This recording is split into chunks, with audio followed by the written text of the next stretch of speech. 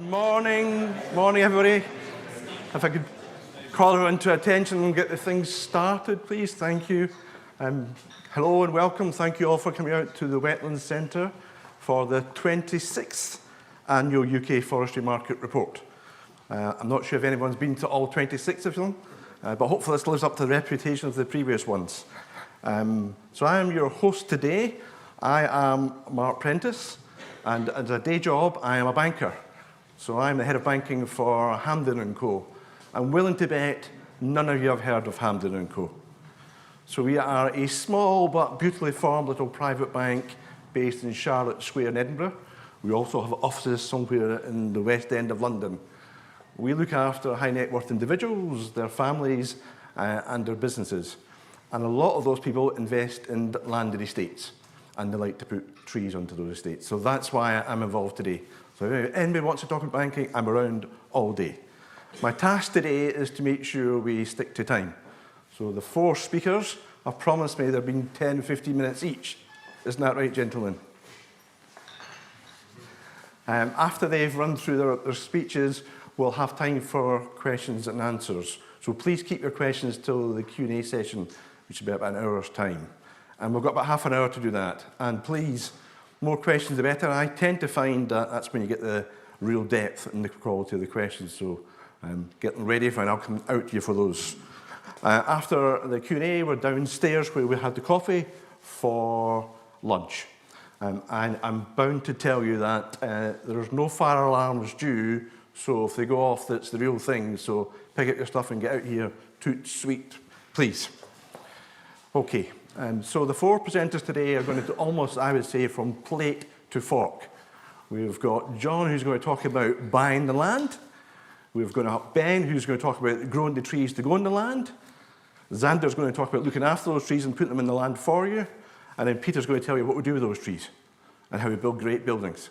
So it's a great little spiel we've got today, and I think you'll really enjoy it.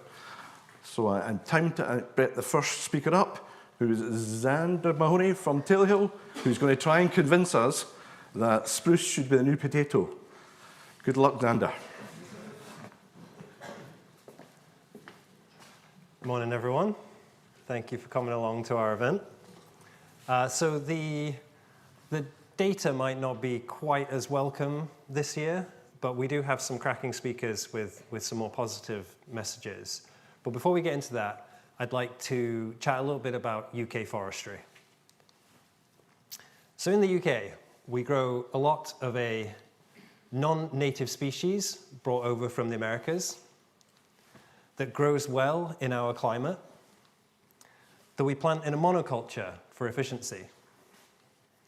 And it's a staple of our everyday lives.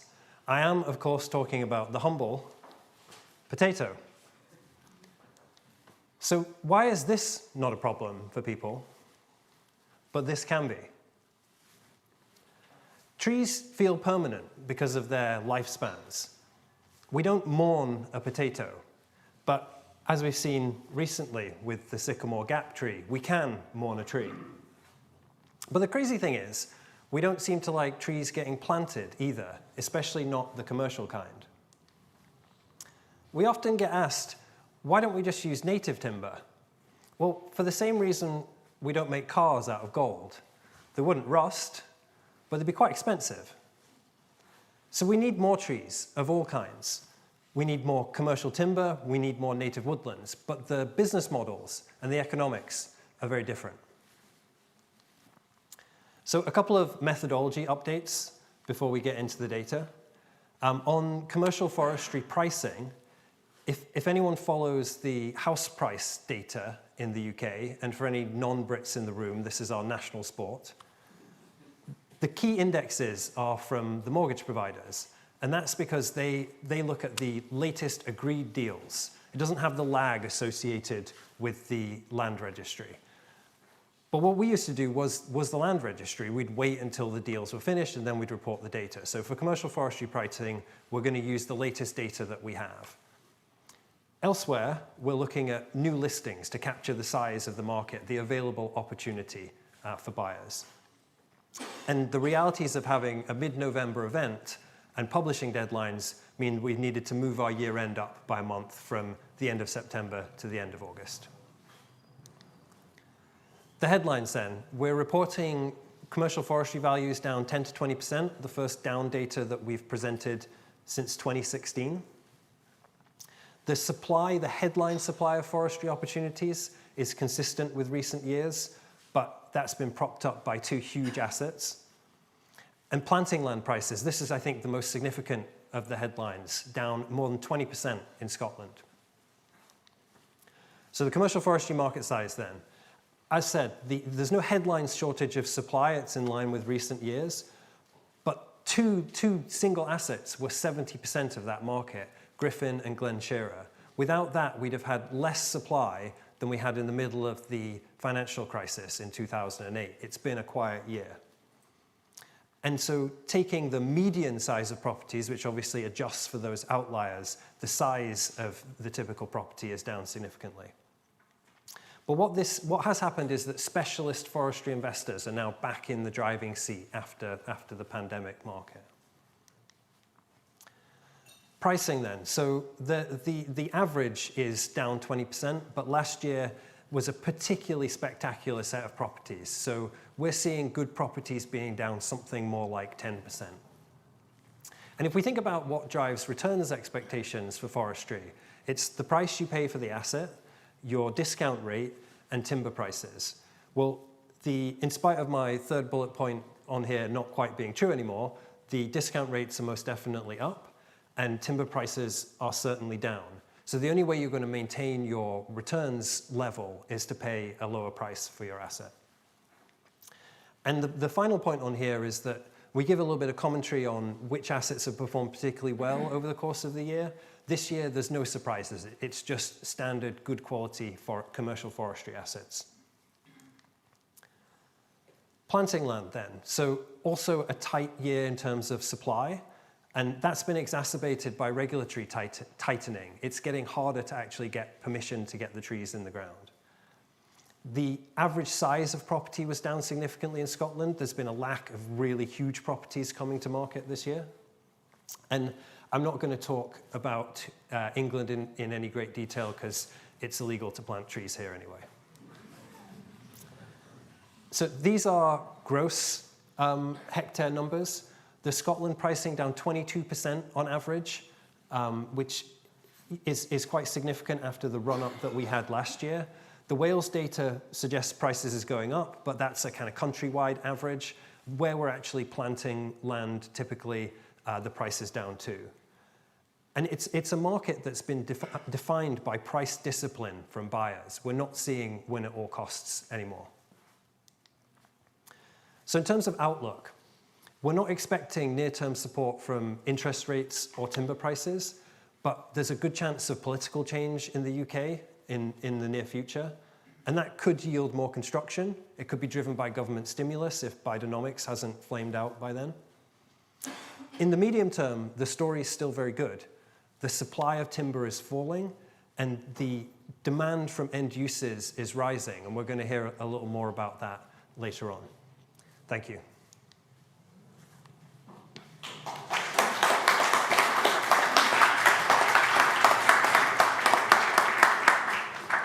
And here was me worried he was going to run on. Very good. Okay, John, can you match that? How many years have you been in this? 1 or 2. Okay, well, tell us about land pricing and how things are going.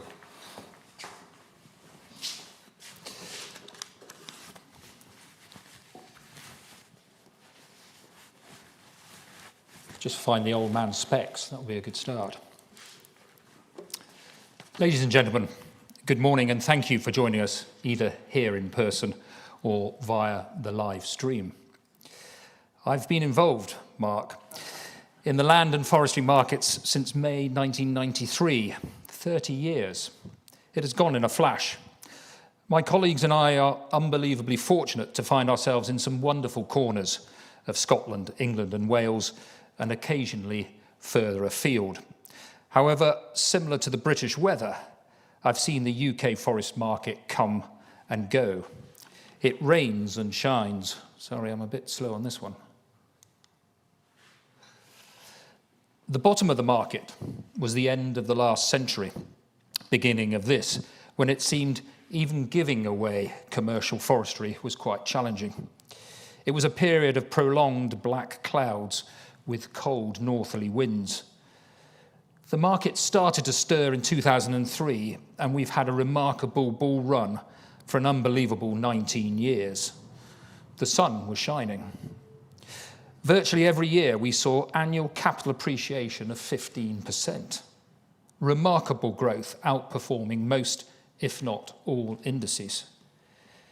The peak came in the first half of last year, 2022, and the global economic pressures of Q3 last year and subsequent months set the scene for forestry activity during 2023. A lower weather pressure system has nudged out the high. Inflation, although falling, still remains at something under 5%.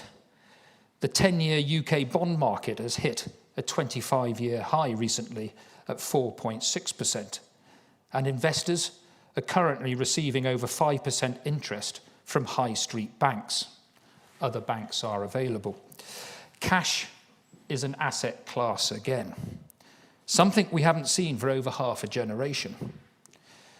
During the year, timber prices, ignoring the land, have been stubbornly subdued. Some end users are still at least partly blaming Storm Arwen and subsequent winter storms, but a reduction in the housing market and a drop in home improvements has definitely reduced timber demand. Initial positive feeling early in the year waned, and there are no indications we will see timber price growth in the short term. So what have these macroeconomic pressures had on the forestry market? Headline figures are often jumped on by investors, sometimes journalists, and an understanding of the whole picture is important. However, the hard facts, actual market data, as Zander reported, shows that completed transactions are undoubtedly fewer than last year. However, the confirmed data shows this figure of down 10 to 20%, depending on quality and location. Most forests brought to the market have sold, but there has been a considerable reduction in properties available.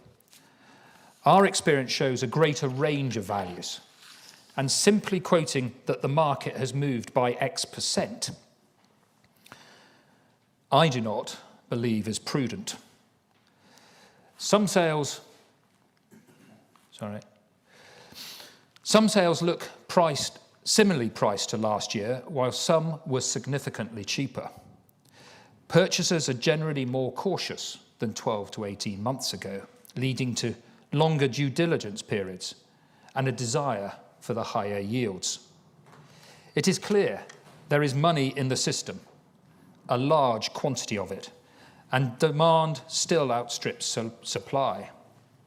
However, some previously aggressive buyers have taken their foot a little off the pedal and are now searching, watching and waiting, ready to jump on a perceived opportunity. They are increasingly selective, but in a market of few opportunities, meticulousness can mean deals are sometimes missed.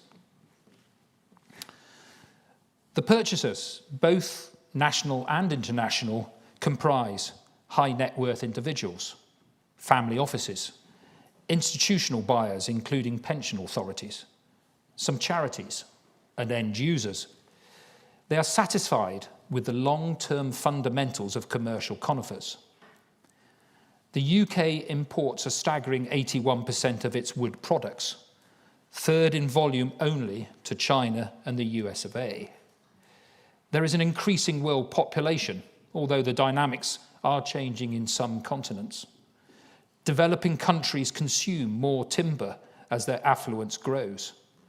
Concrete, steel, and plastics are becoming increasingly unfashionable, and timber is in short supply across the globe.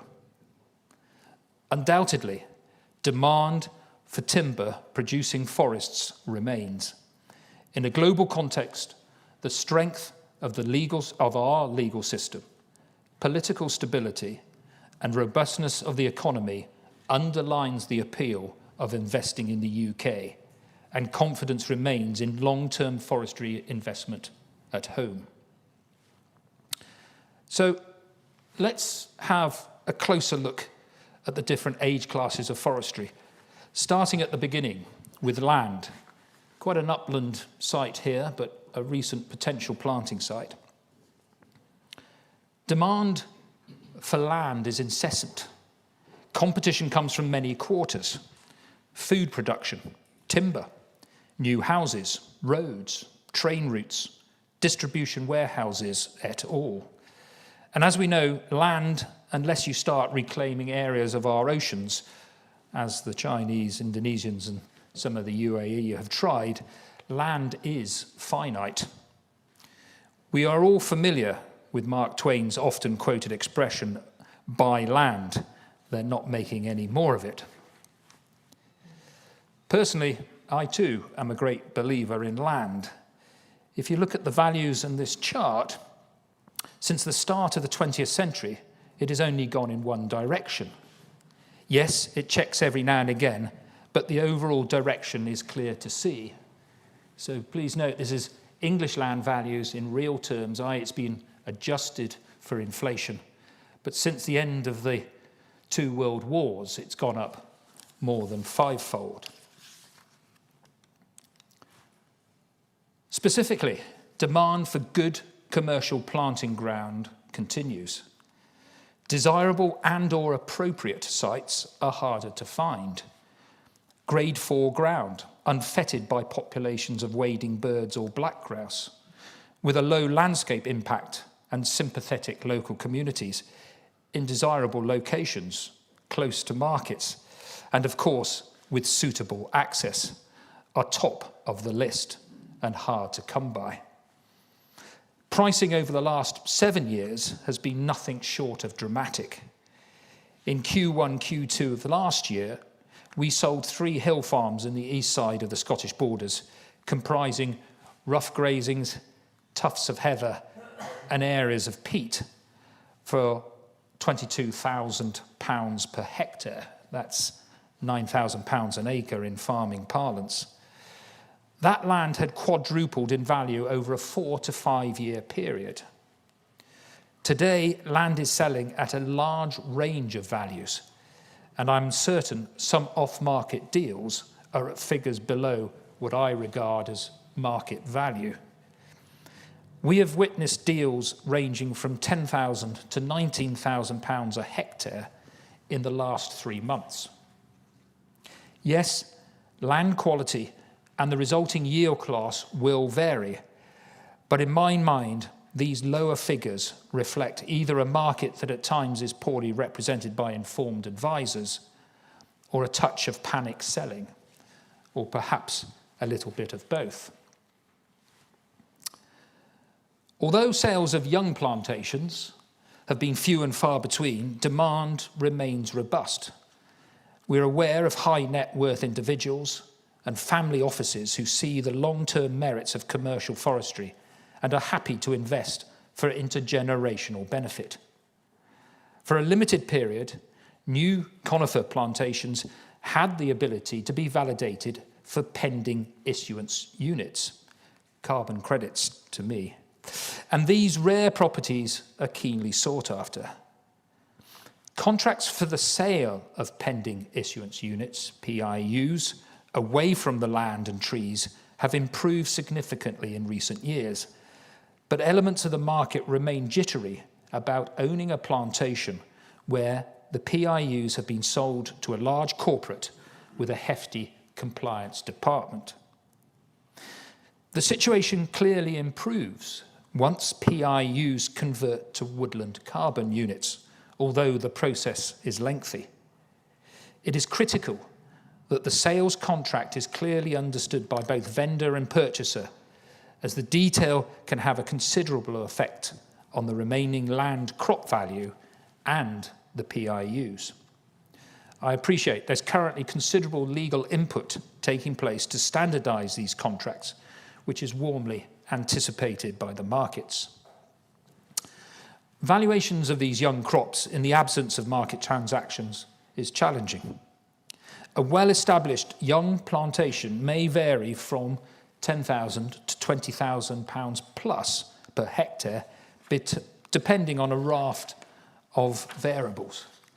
And again, just giving a straight figure, I believe, can be dangerous.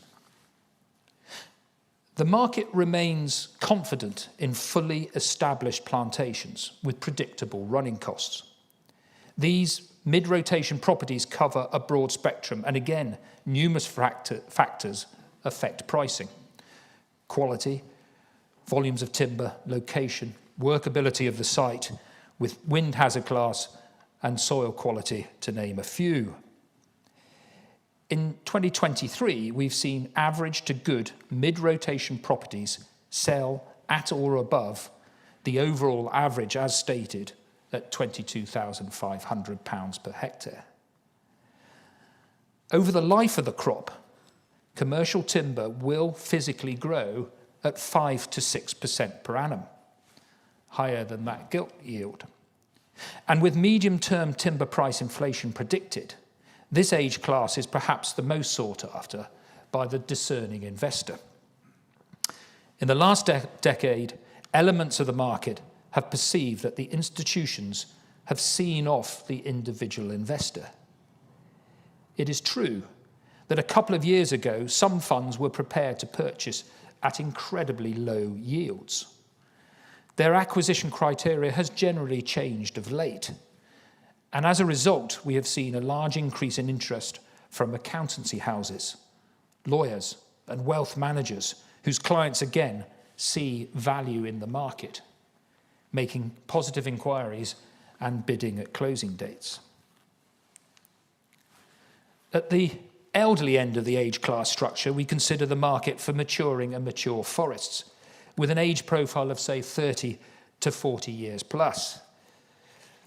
If the crops have reached their critical height and are ready for imminent felling, even with depressed timber prices, valuations become easier, provided volumes are accurately measured.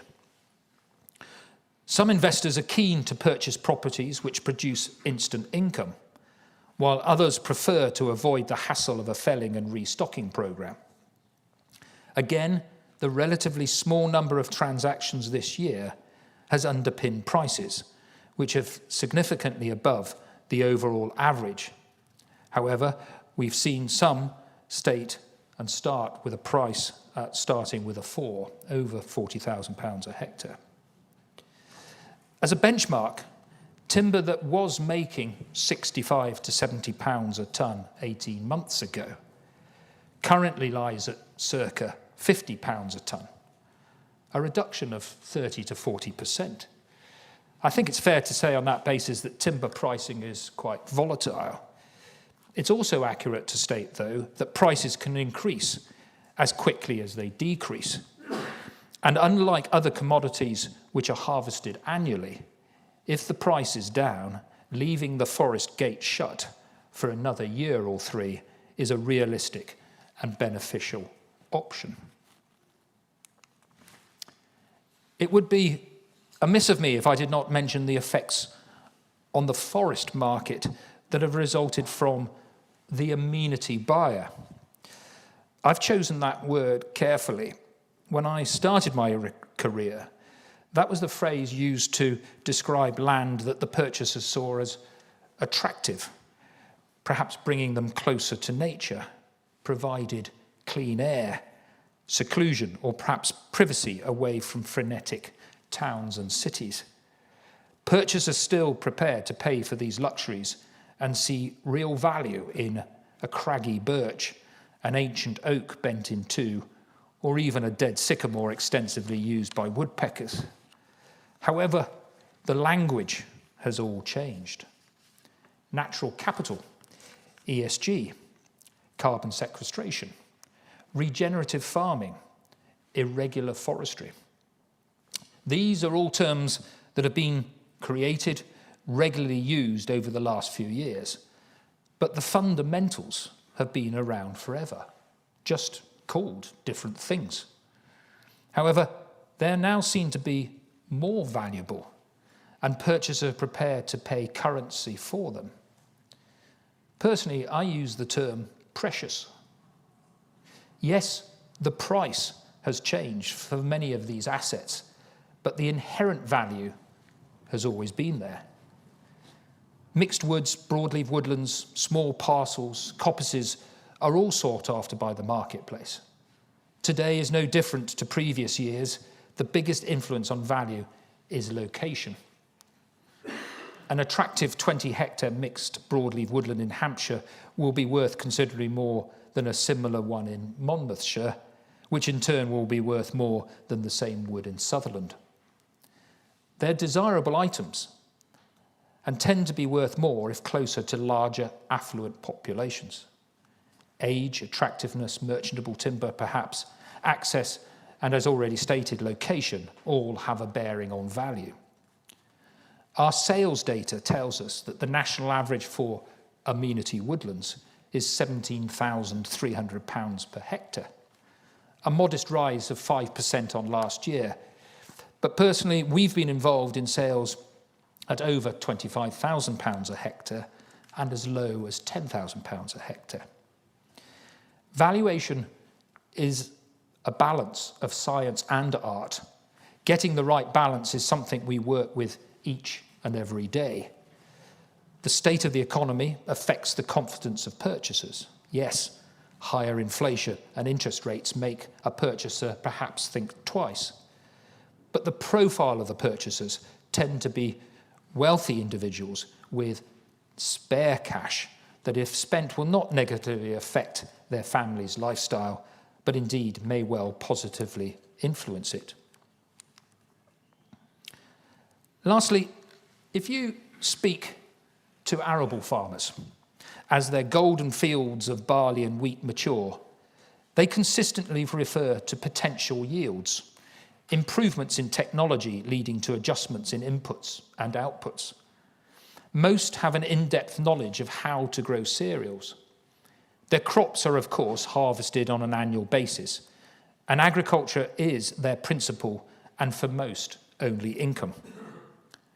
I appreciate that some forest owners may only harvest their crops perhaps once or twice in their lifetime. However, I'm still surprised how on occasions they have no feel for standing volumes, current timber prices, categories of products, and the value of their land and crops. These sessions, I hope, are designed to help and hopefully inspire owners and advisors to understand their forestry assets' potential with greater confidence and accuracy. I've always maintained that high-quality professional advice is inexpensive. Poor advice is a different matter. Thank you for listening, and I look forward to your questions.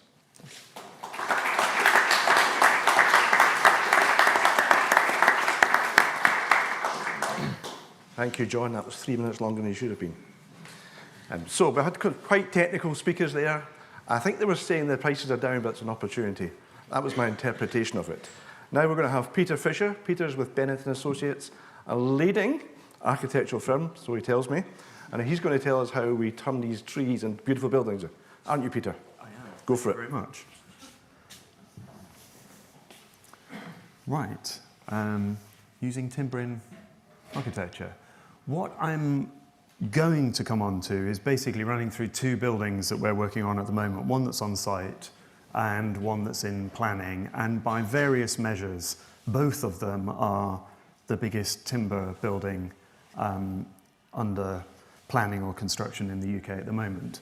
But just before I do that, I was just going to set a little bit of context, both around establishing credibility myself and the way that the market that we're working in is changing dramatically, and it's changing more now.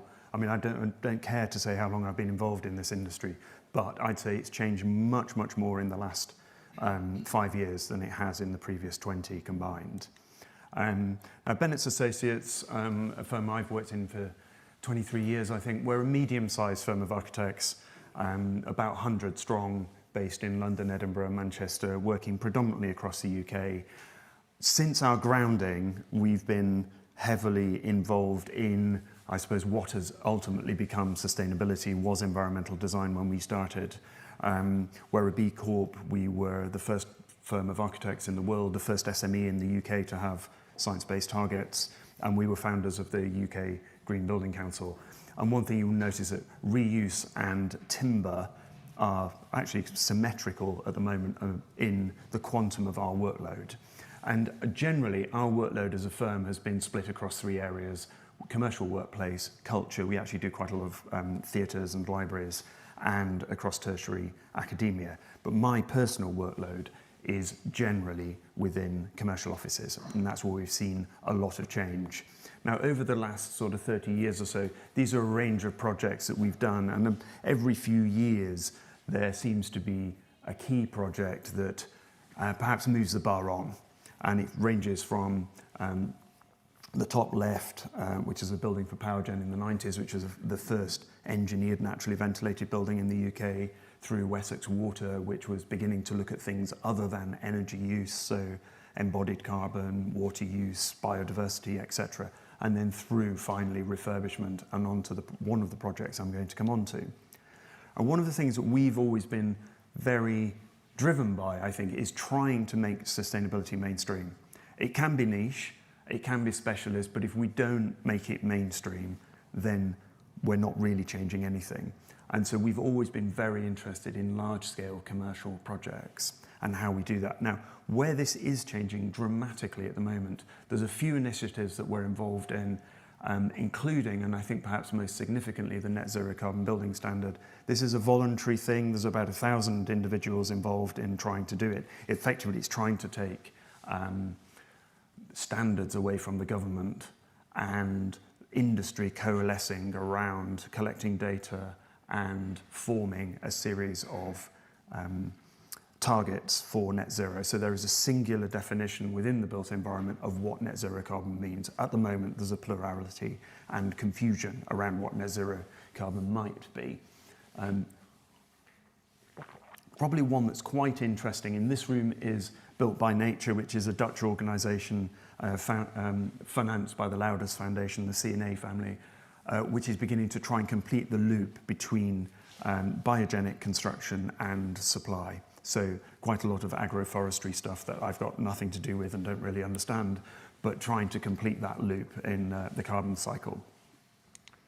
Now, if we step back in time, there are words like net zero carbon, etc., that are used heavily. But if we go through the whole of history, almost all construction that's been done in history has been net zero carbon.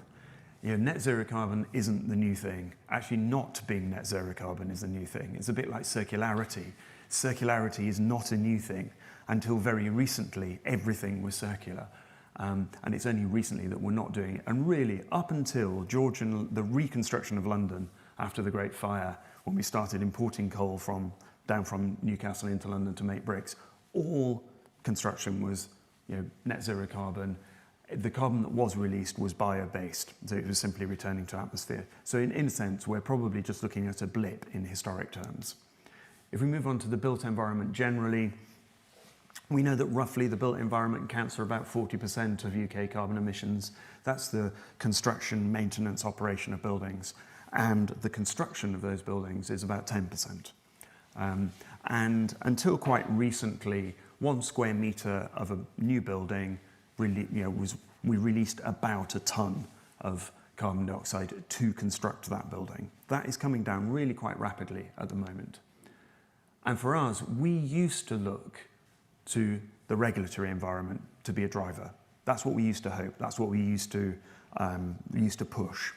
I think it has moved dramatically to the other side of this chart into investor stuff. And there are obscure things, particularly around GRESB, the Global Real Estate Sustainability Benchmarking Index, that most people haven't heard of, but it begins to impact the levels at which commercial investors can borrow money.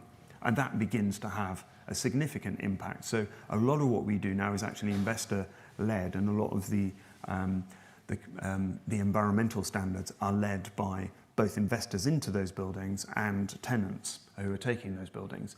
And to some extent, particularly since the pandemic, we've almost got into something akin to a sustainability arms race. That's what every single developer is pushing us ever harder. And I say a game that we've been involved in where it's felt for 20 years we've been trying to push water uphill. Suddenly the water's cascading down the other side. If anything, we're running to keep up now as opposed to trying to push and slow industry along.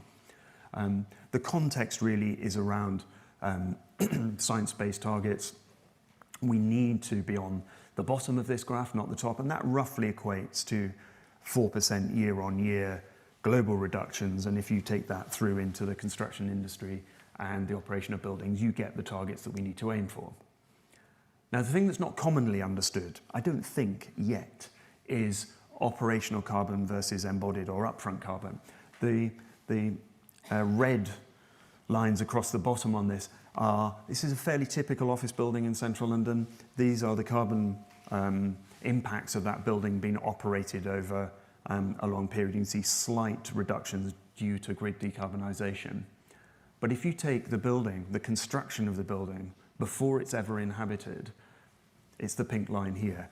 And you can see that if you take the cumulative of these two, they never actually meet. As grid carbon begins to tail off, they never meet. And of course, there will be maintenance going on in those buildings. So the pink line will actually go up. So a lot of our emphasis on new buildings, not the reuse of stock, but new buildings has shifted towards embodied carbon. And clearly, a material that sequesters carbon to some extent becomes very, very attractive. Hence, quite a pivot towards timber in a lot of new construction at the moment. Now, the best thing we can do is not use timber. The best thing we can do is use the buildings that we already have. So hence, a lot of work that we're doing now is looking at reuse. And there is definitely a mantra to reuse first or retrofit first. But if you have to either extend or demolish or build new, some of the best things we can do now are use bio-based materials, the most common of which and the most understood of which is timber. And these are some of the projects that we've completed over the last few years. Those have tended to be quite small until very recently. The largest that we've done to date, this is the largest timber roof, I believe, in Europe, which was Jaguar Land Rover's Design Studios. Interestingly, in this case, this is where the clay models and things of that ilk are done for car designs, and the Jaguar I-Pace was designed in this space. A lot of these sorts of buildings in other manufacturers' eyes have tried to replicate the architecture of a car. They've tried to be buildings that look like cars, which seems absurd if you really, really stop and think about it. JLR and their head of design were very interested in saying they did not want a building that looked like a car. What they wanted was a building that expressed their values, and actually warmth was part of that, hence where the idea for the timber roof came from. But as we've moved forward, we're now getting into much, much bigger buildings. This is the first of those two that I was talking about. This is actually on site at the moment. It's in Southwark, just behind the Tate Modern, and it is a 35,000 square metre, £250 million complex for land securities. And it's a mixture of reuse and extension. So we're taking the 1950s print works that was already on the site. I think 10 years ago, something like this would probably have just been demolished as a matter of course. Landsec were very clear from day one they wanted to retain it. We had a brief that also said we should prioritise biogenic construction material, i.e. timber, probably. And so the building, most of that building, about 85% of that print works has been retained. We're then extending it, and next to it we're building a 16-storey new tower. Now the significant thing here is, as well as the retention, all of the new bits of this building are now being built using a hybrid of steel primary structure and cross-laminate timber engineered planks.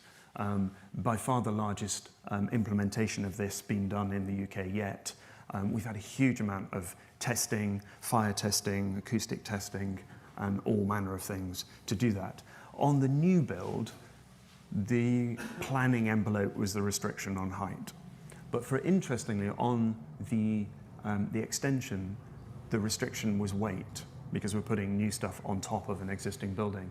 And here, using the hybrid steel and CLT structure, it's about 25% lighter than a concrete and steel structure. So we're actually able to add an extra floor because of the structure that we're using, as well as there being attendant environmental benefits from doing that. And so we're finding through that reuse of an existing structure and the new structure using CLT, we are now at about 500 kilograms. I said earlier, it's about 1,000 is probably the benchmark for a square metre, and we're at about 500. And we think going forward, the numbers that we're looking at are sort of around the 300 mark that we need to get to. So this is a significant inroad into that.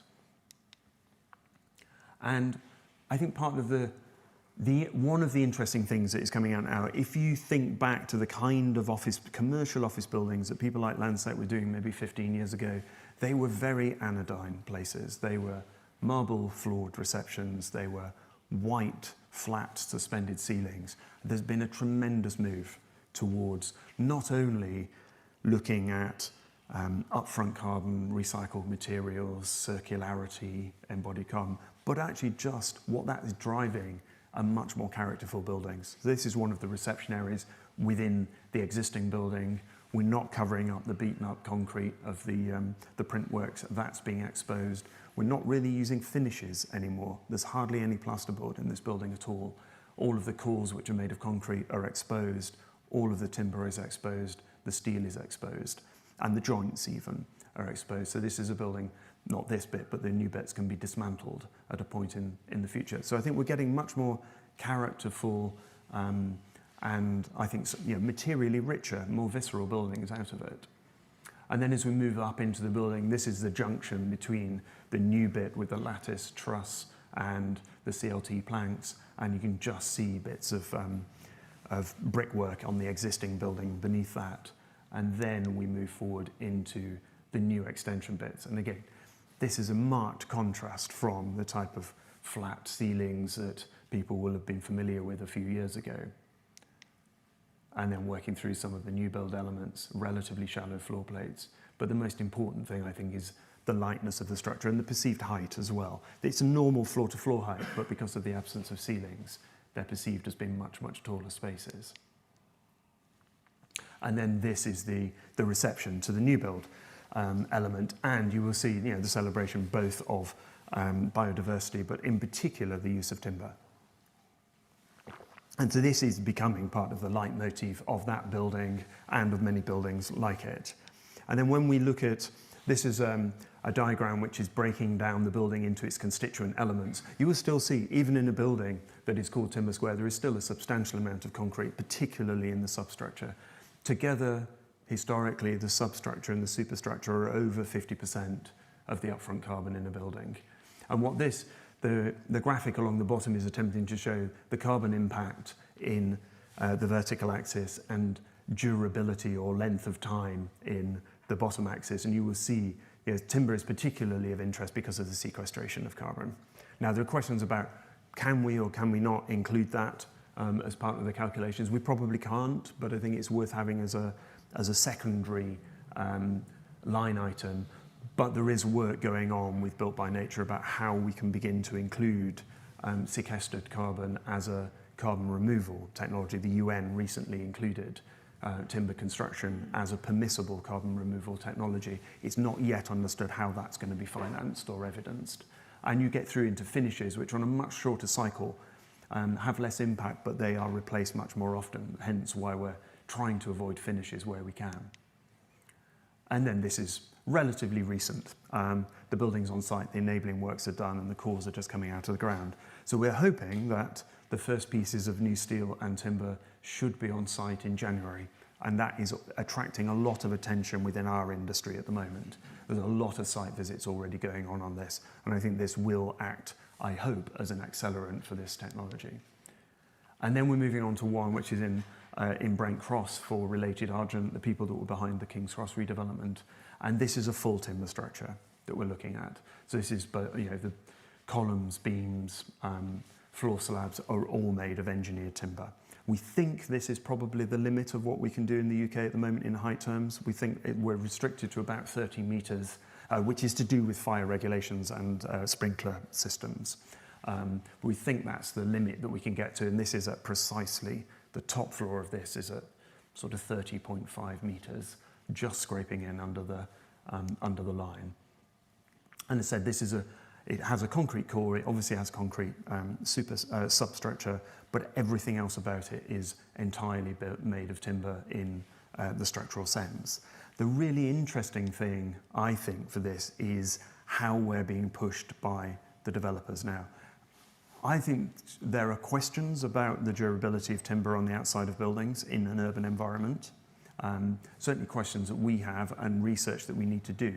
But the leitmotif of this building has become so strongly about timber. The owners, the developers, are actually completely obsessively focused on us having that visible from the outside. And that's not been driven, in effect, by the architectural team, but by the developer and the marketing team, because this is such an important part of that building for them. And then we come through into the type of reception spaces that we're looking at within that at the moment, and it is heavily timber, and that is definitely a big, big change from the world of corporate interiors of a few years ago. And the same breakdown, you can see the amount of sequestration that is taking place within that.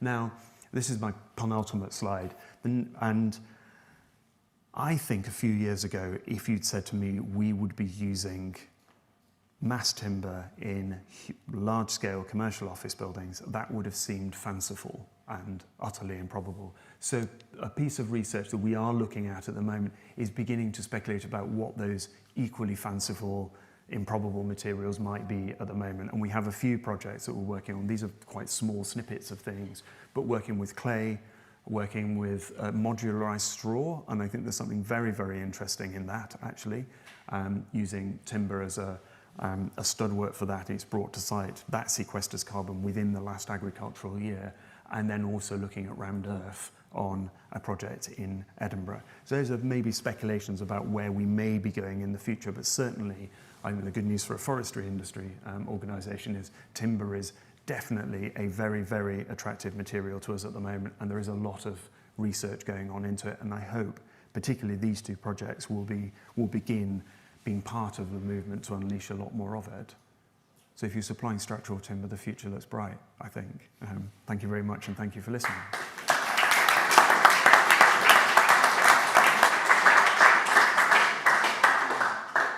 Brilliant. Well, I've got lots of questions. Hopefully you have as well. Great presentation. Thank you, Peter. Last one up is Ben Gove for the Mailer Forestry. Go for it, Ben. Thank you. Thank you, everyone. Right, so thank you to the organisers for inviting me here today. I want to talk about something a little bit different, I suppose. Something which is very close to what we do at Mailer, but also something which I think is of understated importance to the sector. So, you can already see that my presentation is different to the presentation which I was down to give. So, just a very quick introduction. So, Mailer Forest Nurseries, we operate across two sites.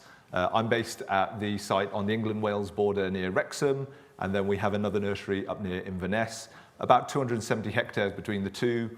As well as growing a wide range of sort of local provenance native broadleaves, we tend to specialise in productive conifers and productive broadleaves for timber, effectively. I'm the commercial manager, so my job is to sort of gaze into the crystal ball and make sure that what we're putting in the ground is relevant to what the market needs. So,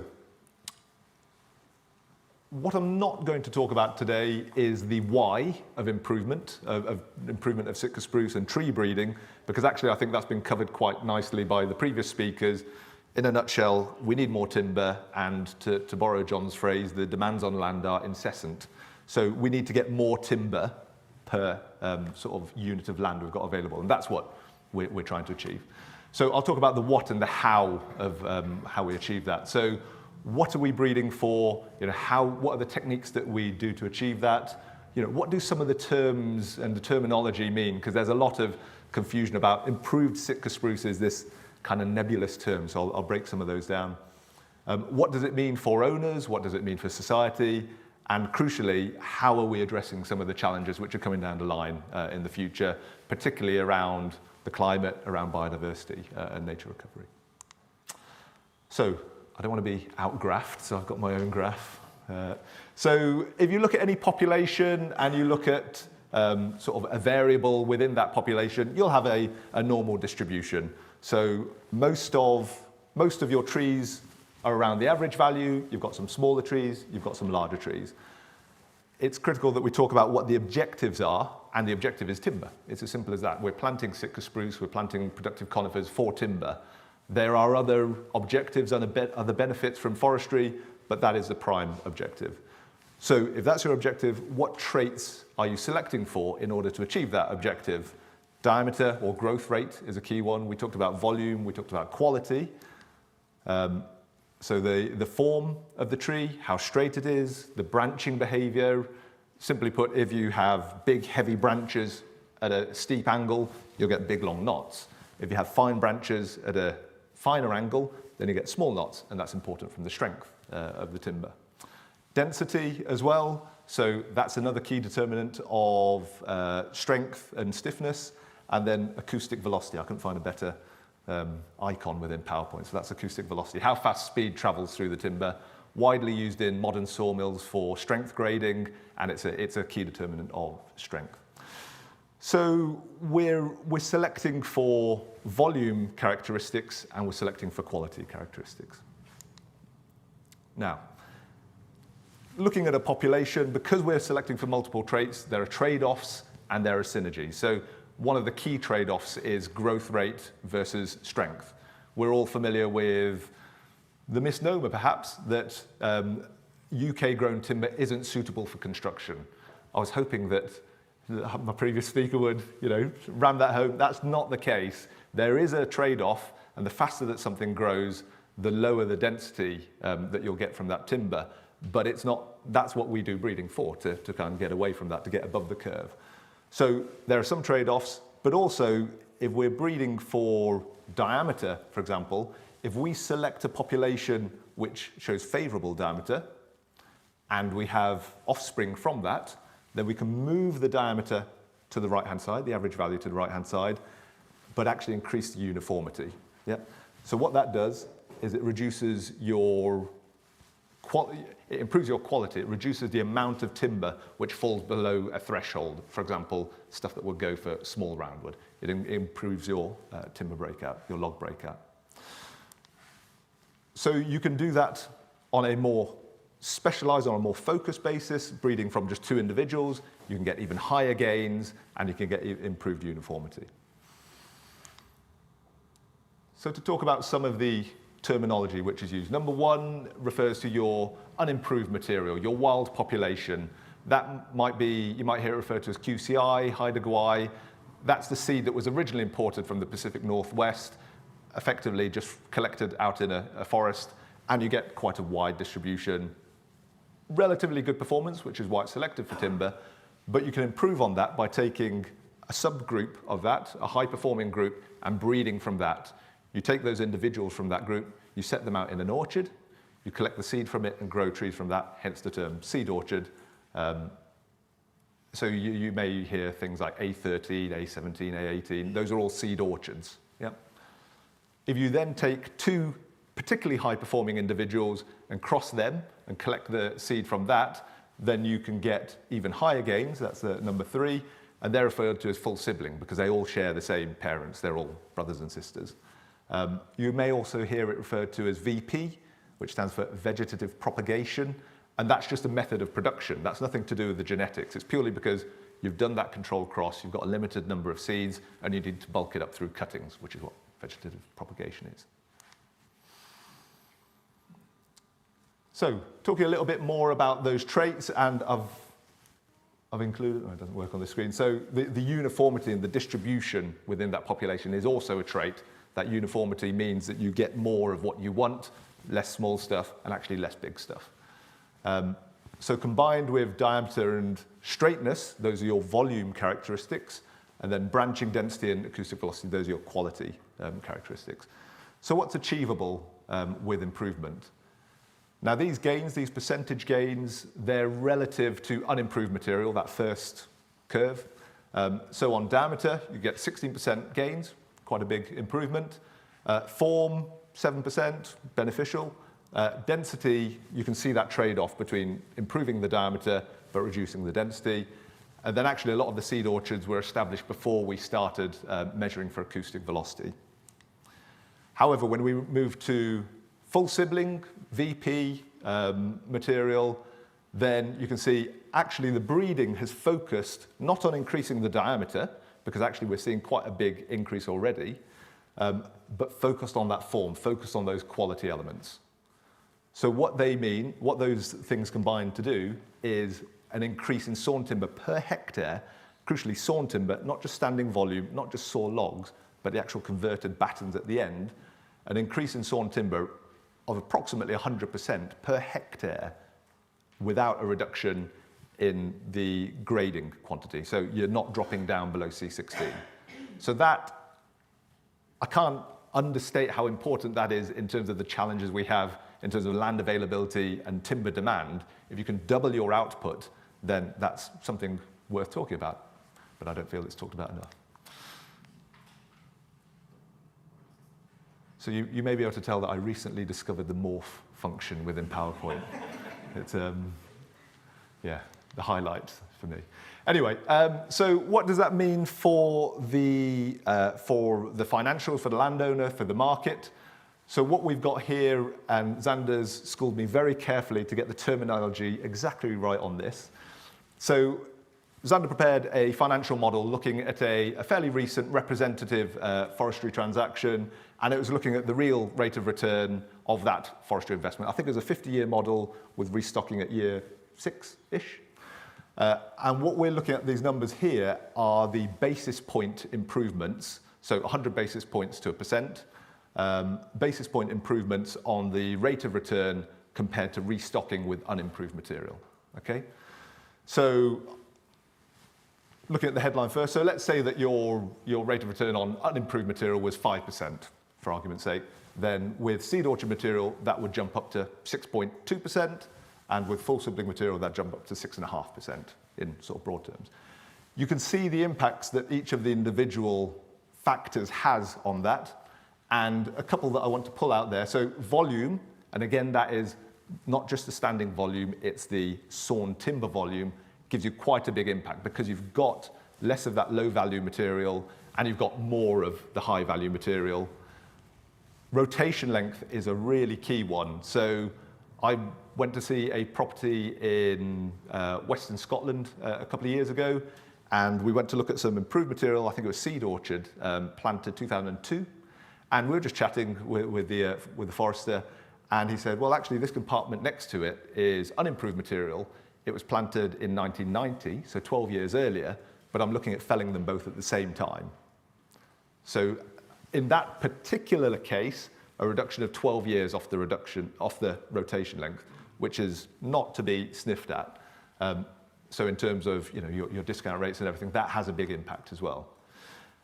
Timber price, in terms of the value of that timber, it's not just, it isn't just the volume, but if you can get straighter logs out of it, you get more uniformity in it, all other things being equal, and I have to put a big caveat in there because timber price is obviously a big function of market conditions, but all other things being equal, that will attract a premium over a more diverse, a more variable, shorter breakout of logs. So that's quite impactful as well. So caveats, caveats, caveats. This is just an illustration. This is for a particular site. As John was saying, location plays into that, the site conditions, the silvicultural practice, what your objectives might be for that site. So this is for a particular situation, but the general message is the same. Improved material, if you're growing for timber, is going to give you more timber and hence more return. So there are additional benefits for outside of the forest property, outside of the financial side. Increased efficiency at the sawmill, longer logs, longer planks means more throughput through the sawmill. Now that's potentially translates into timber price value, but critically what it's doing is putting more value into the forestry supply chain. And that can only be beneficial in terms of increasing the competitiveness of UK homegrown timber against imported Scandinavian, European timber, which tends to sort of steer our market. That reduction in rotation length gives you a direct reduction in your exposure to time-related risks, things like storm damage, drought, fire, but also unknown pests and diseases, which might come in 30 years, they might come in 40 years. Well, if you get a reduction in your rotation length, you're not exposed to those that are coming in 40 years. And it improves the land use efficiency. So that allows us to use the land that we have got to achieve our objectives and free up land to achieve our other objectives. So, what next?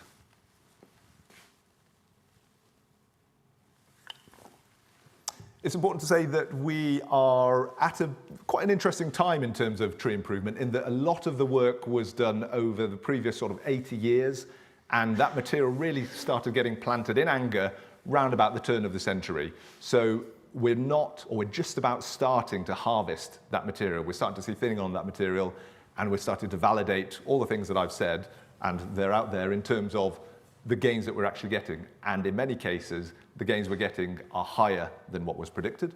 So we'll be able to validate that data and have some of that built into yield models. But it's important to say the work we've done, we've got 2 generations of improvement.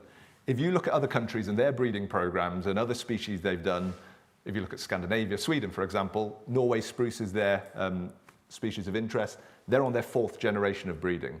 Breeding is very intensive, it's very costly, and it takes a long time because of the breeding cycle of a tree. But there's further gains which can be made. So as interesting as those gains that I've talked about are, that's not the end of the road. We're just on the first rung of the ladder. I have to acknowledge Forest Research, who did a lot of that work, or the Commission and then Forest Research, and recently that's been taken on by the Conifer Breeding Cooperative, who are a public-private partnership initiative. They've received quite a lot of funding, particularly in the last couple of years, from the Forestry Commission's Tree Production Innovation Fund, which has allowed us to do a lot more work on other breeding objectives. The breeding program always encompassed a lot of objectives, but with reductions in funding, it had to narrow its focus. With increases in funding becoming available, actually we can start to revive some of those activities which are important, increasingly important as we go into the future. So revival of breeding programs for other species. So the Conifer Breeding Cooperative now has a revived selection for Norway spruce, Douglas fir and Scots pine. Yes, fir timber, but also focusing on things like drought resistance, focusing on things like pest and disease resistance as well. There are new tools being developed which will allow us to shorten that breeding cycle, that breeding program. So historically, when you do breeding, you'd do a cross, you'd look at the tree, you'd plant it, you'd stand around for 15 years, and then you go, yep, we were right. It does grow faster. Using DNA markers, you can actually identify the markers which are linked to, it might be growth rate, it might be density, it might be drought resistance, and you can identify those as soon as you've got your material at year 1, year 2. So those will allow us to increase the speed of selection and screening. And then in terms of bulking up, I talked about VP cuttings as the method which is used for producing thousands and thousands of trees. Actually, we're working on new propagation techniques which will allow us to do that in a way which is a lot faster and gives you much better form instead of and gets around some of the establishment issues which you might have with cuttings. So, in summary, tree breeding, like forestry, is a long-term investment. What we're doing now, what we're benefiting from now, is a result of decades and decades of work. It's fundamental to the challenges which we have in terms of increasing our timber supply, and crucially, timber supply per hectare per year, because time is an element as well. Reduces your risk there. It's congruent with the twin crises we face around nature recovery and climate, more timber for carbon sequestration, freeing up more land for nature recovery. And there's work ongoing to make sure that we're starting to address some of the challenges which are coming down the line. So the point that I wanted to make is we're only at the beginning. What I hope this talk gives people is a bit of an overview, a bit of interest, and the ability to go away and have conversations with colleagues, with clients, with advisors, and say, well, am I using, improved material? Is it right for my site? Why am I not seeing the benefit of some of these gains? So, yeah, hope that was useful. Thank you very much.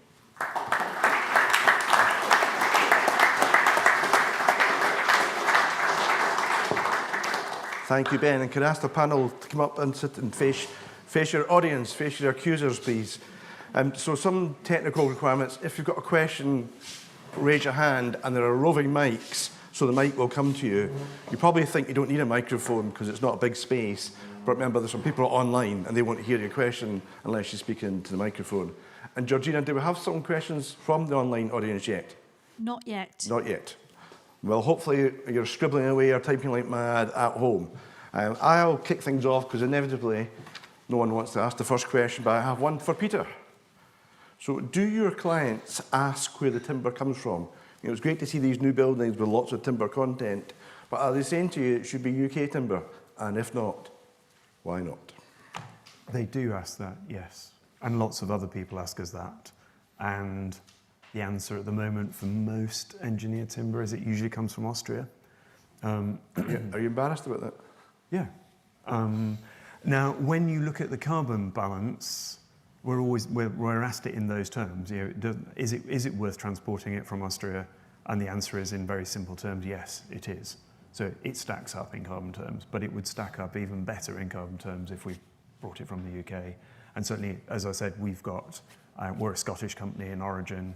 We're based in Edinburgh as well, and I'm not yet aware of UK CLT. I think there has been some. There are probably within Binderholz or organisations like that. I think there's some in evolution, but at the moment we can't readily get it. That's an opportunity for. But it would be delightful if we could. Cool. Okay, who's going to ask the first question in the audience? One at the back, yes. Thank you. Sorry, no, you'll be next. There's one behind you, sorry. Right over your shoulder. Question for Ben. Is there any certification in place at the moment for resilient timber? So if you've got a commercial forestry, do you get sort of certification that explains what you're doing? The closest I can think is probably the forest market reproduction regulations. So those have been in place for a long time. Actually, they cover everything from ensuring that local provenance broadleaves are actually from, local, where they say they are, through to classification of clonal material, which is used. So we're well regulated in terms of having to identify where all our material has come from, where the seeds come from, how it's been stored, how it's been treated, and actually tracing where it's gone to. So whenever you receive an invoice for your trees, it'll have the supplier's document attached to it, which says, this is where it's from, this is the ID on the Forestry Commission maintained register, which says exactly what it is. Does that answer the question? Yeah. Okay, cool. Thank you. Lady. Yes. I'm aware that there are criticisms of commercial forestry as not being green unless the timber is actually used in construction. And so it's rather sad that you're saying that it's still more viable to import it from Austria than to use our own. And I'm wondering what it would take, to be able to use British timber. And I'm hearing Ben say that, his criteria is to increase the sawn yield, but he's also trying to shorten the rotation time. But there was a payoff between, I think, density and growth rate. So, are you going in the wrong direction, Ben? Reducing this rotation time. Does that mean that our timber is going to be less attractive to architects? Do you want to go? Oh, sure. I'll go first. There's a technical answer, isn't there? And there's a... So, critically, C16 is the sort of the main sort of quality strength standard which Sitka spruce meets. It's actually quite a jump to the next main level, which is C24. So the breeding program has focused on maintaining that C16 certification, but increasing the amount of timber which meets that C16. So we're very conscious not to fall below that, because otherwise it does become valueless by and large. So you'll see that a lot of the focus has been on, it's not about reducing rotation length, that is just a byproduct of it. It's growing faster, so you could either grow it for the same rotation and get more timber, or you could get the same timber at a shorter time. But yeah, maintaining that C16 sort of strength classification is absolutely what we're trying to do, because it is for construction that we're targeting. I'd move on from that and say that there are a number of factors around why we don't really have much use of UK grown timber. I think part of it is we don't have a heritage really of building big buildings in timber, unlike particularly Scandinavia, the DAX countries and North America that do have that tradition.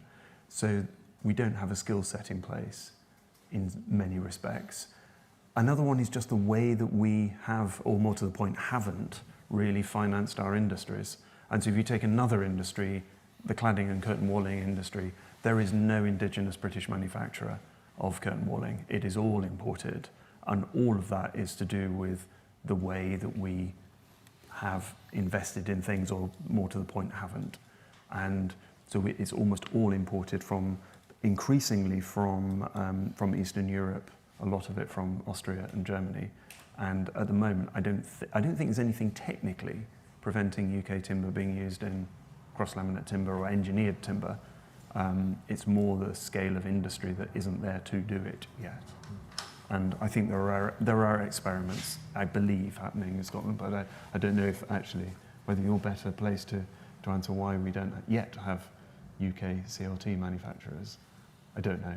Yeah, I was going to give a similar answer, mentioning the CLT. So this is CLT cross-laminated timber. So we're just building up layers of timber in different directions, so that you don't need kind of one beam from one tree to span your gap and provide you with the strength properties that you need from that. Is strength the right word? Stiffness? There's a few. It's all manner of things, yeah. Yeah, okay, it's lots of people who can correct me on that here. But rather you can engineer that in using, perhaps lower quality or smaller pieces of timber to achieve the same thing. So the industry might actually come towards UK timber, and then this kind of better timber is this kind of ultra premium product that isn't necessarily used to make the biggest of buildings. Thank you. Any more questions? What with this side? Gentleman at the back, thank you. Hi there, thank you. I was just wondering, when it comes to obviously you were talking about natural capital and the potential for woodland carbon code offsets. I was just wondering, obviously there's a bit of a contradiction in some ways between, or they're different markets in the sense that if you have an offset that's permanent, you then can't sell the land, and obviously there's slightly different ramifications, and you mentioned that the market was jittery over some of those potential ramifications. I was hoping you could expand on that, please, if that's okay. One for you, John. Yeah, thank you. I think the selling off of the carbon credits isn't necessarily a new thing. It was really starting to happen north of the border in the sort of 2005, 2006. So you've got your land, you've got your growing trees, and you've got your carbon credits above. You can trade those carbon credits. You're left, the seller of those carbon credits is left with the land and the crop. You've got this commercially tradable asset, and there are people who are today buying land, planting it with trees to specifically create those carbon credits. The sales contract, which I touched on in the presentation, is critical to ensure that the seller, the vendor of the carbon credits, is protected, and that equally the purchaser of those PIUs, those carbon credits, has a comfortable relationship as well. Those legal contracts have improved in the last couple of 3 years. They've tightened up. They were, dare I say, I don't know if we've got any lawyers in the room today, but they were initially a little sloppy. So they are better.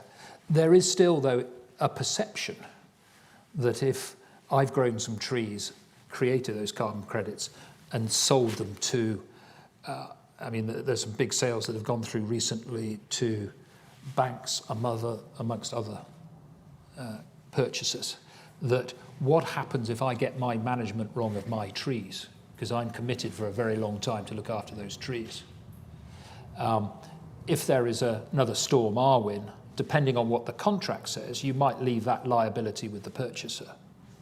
But if the deer get in, or we have a very dry summer and my young trees die, am I going to be punched pretty hard by some large corporate buyer? And however good that contract is, there is a concern. And we've tried to sell 3 young plantations where the carbon credits have been sold off.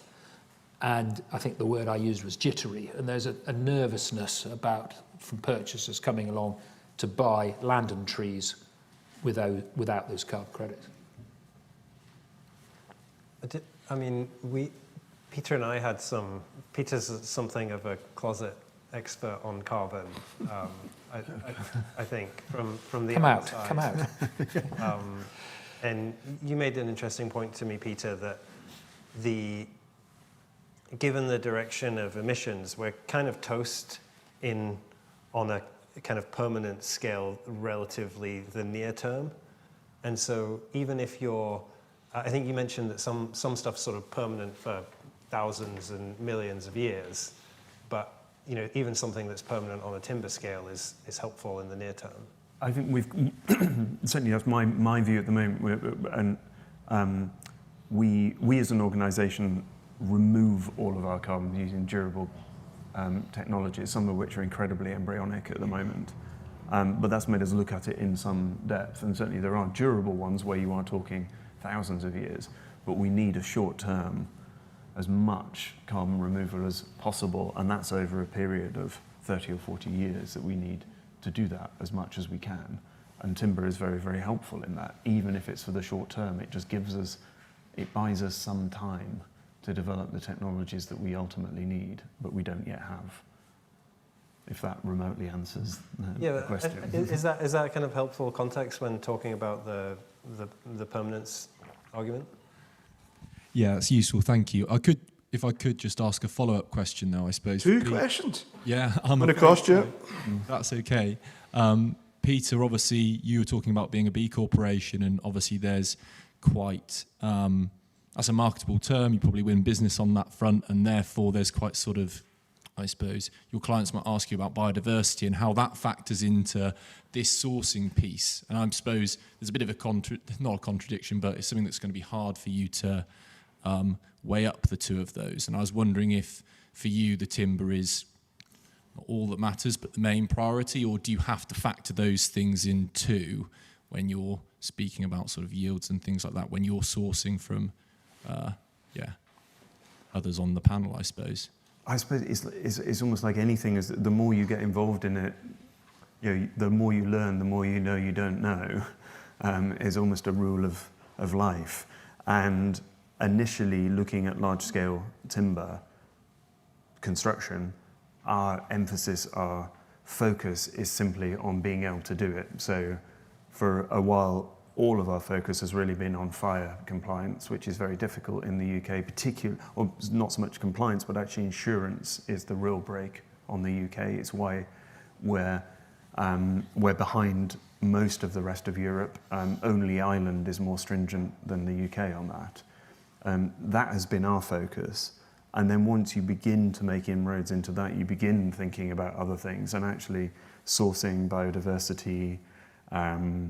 It's a very interesting debate, I think, around the mixture of woodland. I think your natural tendency is to assume it should be mixed, and there shouldn't be clear felling. But once you begin looking at how yields work, you realise that's probably not the most effective way of doing it. So there are a myriad of contradictions and nuances within it, and I think we're only beginning to get our heads around that as architects. But as I said, to start with, it was more around compliance that was our real focus.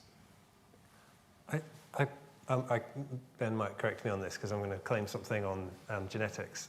But my understanding is that there's more genetic diversity amongst UK Sitka spruce than all of the world's bananas.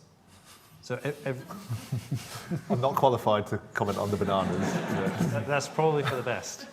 So my understanding is every banana in the world is a clone. And actually, that's taken over from a previous type of banana that was much tastier, but died out because of disease. So now every banana, whether you get bananas from Waitrose or Lidl, it's the same banana. And so, when we think about biodiversity, we feel that the standard is much higher for something like forestry than it is for something like farming. And that was part of the idea of the theme of the event, to show that we're growing a crop. And when we think about where our vegetables come from, we don't think, oh, well, did this farmer plant one turnip, then one carrot, then one potato, to maximize biodiversity among his field. We're kind of like, he probably planted a whole field of turnips, and we have to be okay with that. You're wandering around here, your vegetables, from potatoes to turnips. I'm getting a bit dizzy. Can I ask a financial question then? So both Xander and John talked about land values going down, first time since 2016. What are buyers buying instead? Or are they just not buying? Well, there's certainly been less properties to go at. I touched on this idea that cash is, again, an asset class. I think generally people have been saying, well, that's quite acceptable, I can get over 5% in the banks. But they are watching, and as I said, not many properties haven't sold, and the ones that have stuck a bit generally have got something not quite right with them. I don't think it's necessarily people switching off. I think they've just been more cautious, slightly more selective and hesitant. And I don't really see people disappearing off into other asset classes. I think they're probably just sitting a bit on their hands at the moment. Timber price looking stodgy, and higher inflation and interest rates, and people are just being a bit more interested. Some of the funds have been a bit slower to get money coming into their funds. That seems to be picking up again. So we'll see what happens next year. I don't want to discourage people from putting money in the bank. That's a great idea. However, you do pay interest, you pay tax on your interest, and inflation is running higher than bank interest rates, so you're losing value. Yes, sir. I thought I was asked on that question as well. Have you got something you want to say? Have you? I mean, I would say that similar to John, that folks have money in US Treasuries where you can get 5% in the short term. That's probably not going to last forever. And then there'll be a rotation out of that. I mean, people have money in Microsoft stock that's something like 3 trillion in market cap now, or Nvidia. But as John says, it's parking money somewhere, thinking about when's the time to re-enter the market, as opposed to we've had enough of forestry now. Timing then, right. Oh, well at the back, well, thank you. So to return slightly to your potato analogy, obviously the issue with potatoes is an annual crop, and I'm slightly interested in about how there's only, Ben's mentioned resilience, but how investors view, or you as advisors view, the issue of resilience. And you're obviously with a crop that is being planted that at best you're starting to harvest at 30 years or so. And I'm just interested about how that's viewed, and the issue of climate change and new diseases comes into that, given your point about planting, Sitka is the important crop, and it's just quite a worry for the industry, is it, or is it not? How does that viewed? Yeah, shall I say something silly and then you can say something clever? I could say something silly too. Okay. Yeah, okay. All right, we'll compete. I mean, I should note that I'm the only one who likes this potato Sitka analogy, and I was talking to Peter. I was like, is it better to design a building that some people love and some people hate, or design a building that nobody cares about? And the answer to that was a sort of, it depends. So I don't know where we go on that. But on resilience, we're in kind of a curious situation where, if you wanted to achieve disease, you kind of, breed lots of one thing together. It's the same with, all of our human diseases come from livestock. It was our kind of diseases from livestock that conquered the Americas more than the armies that we sent there. So we're on the one hand trying to do the worst thing possible, but on the other hand we're planting a lot of the most resilient tree, and part of the reason Sitka's the most resilient tree is because it grows so well, so it's healthy and resistant in that way. And then looking forwards into the climate change, we plant Sitka typically in the places that are very wet in the UK, and that's expected to get more rainfall over time, as well as be a bit warmer. And so Sitka's just going to be even happier. You're going to be able to watch it grow. And so there's a question mark on what is the best strategy. Do we diversify into stuff that's wildly less productive because something might happen to Sitka, even if it's not necessarily expected? Or do we keep going with these like ever shorter rotations, which mean that if there is a problem, we've got more chance to kind of harvest it and try something else next time. It's not obvious. We're getting regulation which is slowly requiring more diversification. So then you don't get much of a choice. It seems like it's going to be a mixture. But no.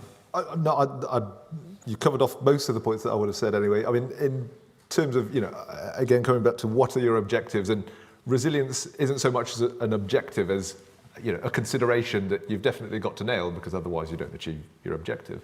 But in terms of the vigor and the growth of the tree, yes, a happy tree is, in very simple terms, going to be healthier than something which you're going to force to try and get that yield out of it in a climate that it's not suited to. So a lot of other species, which we are working on to diversify, don't grow as fast as Sitka, don't yield as much timber. So you will increase your diversity. You may not actually increase your resilience. You may have exactly the same risk, but you'll reduce your timber yield, most definitely. And as I said, breeding programs are long-term processes. We won't get the kinds of yields that we've seen on Sitka probably for at least another 10 years, well, if we ever do, from those other species, just because they're not as well suited. What I would say, though, is you need to be quite clear about resilience is very much a buzz term. There are probably, if I talk to 10 people, they would have 10 different definitions around what that is. You need to focus on the specific threats that you're talking about. Is it a particular pest? Is it a particular disease? Is it drought? Is it fire? And then you can target, okay, well, which of those individuals within my population show resistance to that, and you can select for that within Sitka, within other species. So it's not about a scattergun approach of saying, let's just mix up loads of species in a forest, pump loads of money into breeding loads of different species. You've got to be targeted about what you're trying to address with that particular risk. Is that helpful? Thank you. Questions are coming in fast and furious now. The gentleman here, then we'll go to the online one, if that's okay. Sir. First of all, thank you, panel, for tackling this difficult topic. Plants are like living animals. They breathe and they grow. It's a very complex topic. I have two questions. One is, recently, just 2 weeks ago, UK announced that they are going to increase the payment, maintenance payment for woodland creation from 10 to 15 years. So do you see any impact on your capex or capital expenditure if you are a forest owner or working with forest companies, and if that has any impact on your business? And the second question I have is on avoidance carbon credit. Peter touched a little bit on that, UN and stuff. So if you have any examples of anywhere in the world, if someone has been able to tap on the avoided carbon emission by using timber in, let's say, construction. Thank you. John, are you going first? Yeah. Sorry, I didn't quite catch the first question. I think you're going to have to tell me the second one, because someone was fighting something out there when you were asking. But the first one was the maintenance payments, I think, in England. Yes. Only, where which is a relatively small amount of tree planting because of the regulatory challenges. But it's always helpful. Extra grant funding, does have an impact on your returns. It's probably more aimed at native species where you might do a longer maintenance period than with the commercial timber species where your trees that have closed canopy and kind of are away. You don't quite lock the gate and leave them to do their thing, but you're kind of closer to that point by that. So what was the second question, sorry? The second question was on avoided carbon emissions. So by using timber in buildings, we are storing the carbon for next 30, 40, 50 years until the timber is disposed or the building is demolished, right? So there are a lot of economists and environmentalists and in finance sector, people are thinking how we can monetize this and we can sell this as a credit. So if, let's say in a building, we are able to store 1 million ton of CO2, can we make it a credit and we can sell it because that is stored and the new plants in the same space will absorb new carbon? Got it. So I think Peter's probably... I don't know of a system that exists yet. It was only summer last year that the UN included timber construction in its permissible removal technologies. I do know that since then there has been work going on with how to measure that properly, how to monetize that, and I think it's been done at ETH in Zurich through an organisation called the Timber Finance Initiative, which is part financed by the Louders Foundation. But that hasn't come on stream yet, but it is underway. Part of the interest in that is that at the moment for us, timber construction is more expensive, probably 20% more expensive than steel and composite deck, just for the structure. And if it can go part way to helping with that, that would be extremely helpful. But I suspect that will come online within the next year or so, I think. Interesting. Georgina, with the live question, please. Yep, we've got someone here from Glennon Brothers. He's surprised none of the speakers have mentioned the recent changes to the UK forestry standards and the looming 10% reduction in Sitka spruce planting and the very negative long-term impact this will have on the commercial sector. So any comments the panel has about that? Xander, sounds like a hot potato for you. Yeah, so that was what I was referring to in the answer to the previous question, that we've reduced the allowable single species percentage of your forestry unit from 75 to 65%, which is happening in about a year's time. And so that is just going to require more diversity for our forests. This is the question of, should we be thinking about these forests as a kind of fixed area, given how hard it is to plant new ones, and we should be getting as much timber as we can out of that as we go along, which is kind of the work Ben's doing. You could say that, as Ben does amazing work increasing the yield of excellent timber by 10%, we then take it away by not being able to plant as much of that. But it also plays to the point in resilience that if we know we all have to stick to this new 65% rule, then there'll be more diversity for the properties, for better or worse from a financial perspective. There's a valuation angle on that as well, because if we're felling a crop that's currently got 75% Sitka and we can only put back 65%, and they want to see some other species which may not produce as much timber, or indeed some broadleaves which will in reality never perhaps produce any timber but look very pretty, and increase open ground, what is that open ground valued at? We can't do anything with it inside the fence. And some people will say, I'm not paying anything for it. But it gets back to the fact that without that 5 or 10% of open ground, you can't even have the 65% Sitka spruce. So what is that value of land? It's back to this fundamental question that land is finite. And if we want to produce timber, you've got to have that 5%. So we daily in the office argue about what is the value of that open ground. But it definitely has a value because it allows you to do the creation of the forest and the production of the timber on the balance of the site. If I could just add to that from a nursery point of view, so there is an impact which will be felt 20, 30, 40 years down the line. There's an immediate impact for us in terms of actually a lot of the trees that would be planted in 2 years' time is already in the ground and growing. So that disconnect has not been sort of acknowledged.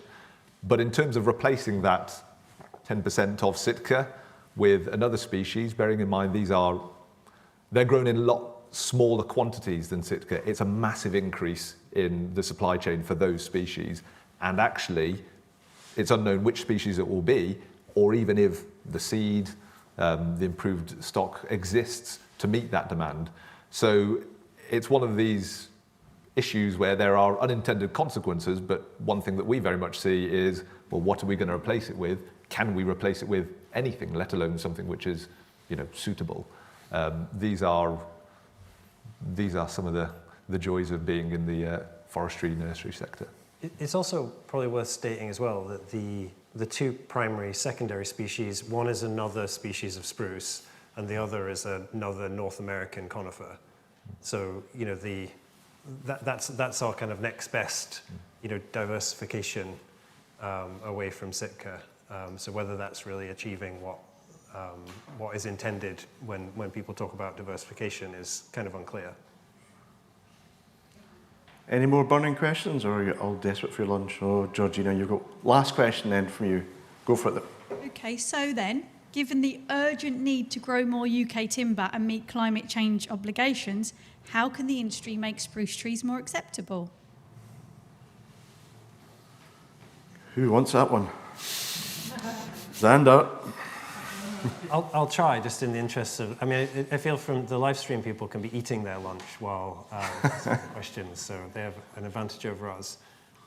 But I think it's partly because we have a deficit of trees in the UK, and so we're only kind of planting little bits compared to the kind of installed base that we have, and so we're almost kind of fighting over the scraps.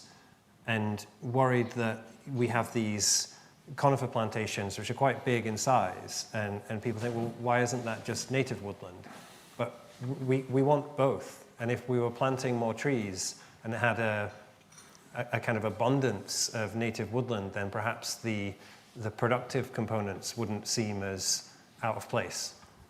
And so I think more trees is one of those solutions, a greater understanding. The idea for comparing spruce to a potato came from one of our colleagues, Stuart, who's at the back somewhere, noting that there'd been a campaign for farming about where does milk come from, because it was found that lots of urban young people didn't actually know that milk came from cows. And I think there's a similar disconnect between people think, oh yeah, we want stuff made out of wood. Wood looks nice. We have our CLT buildings and feel good, but they don't connect that with growing good Sitka in plantations. And so breaking through that kind of barrier of communication and understanding, I think, is something the industry can work together on and try and figure out how do we message that? Where do we find cheerleaders? Because we sit here feeling like we're doing something good for the world and getting punished for it. And that's not a kind of pleasant position to be in, but I think we can kind of link arms a little bit and figure out how to change that. My boy, you should try being a banker. I did try it. And Could I just add a little bit more to that? And quite often this comes about where we see new planting sites, and there is a desire, a challenge for more land, as I said, whether it's coming from food production or building houses or building more roads or railway lines, etc. And people get unbelievably protective about what they're used to seeing. And I can take you to many sites in upland Wales, in North England, and in Scotland, in many, many parts, where there's current land use, and you look at a whole hillside and there's 3 sheep on it, and it's being farmed, apparently. there is undoubtedly more room for more trees, and working with our politicians to allow us to do that and accept financial reward from them to be able to carry out is hugely important to the industry. Scotland's been very good at it. As Sandra said, England's a little bit behind the curve, and Wales also. But there are many opportunities out there if the people want more timber.